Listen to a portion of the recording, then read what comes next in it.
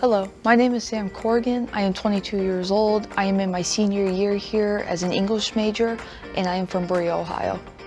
I am the first person in my family to try and complete a 4-year degree at college. I was actually unsure of where I wanted to start out for college, and it wasn't until I took a tour with my best friend that I fell in love with the small campus. I found a campus where I could be part of an amazing community and have a job as a resident advisor. I was kind of shy during my years in high school. I really didn't speak out as much. I kept to myself most of the time. And that transitioned into my freshman year of college, but my resident advisor at the time asked me if I wanted to be an RA. And I was very hesitant about it first, but I decided to take that step, and it has been one of the greatest risks I have ever taken in college, and I am so thankful for that opportunity.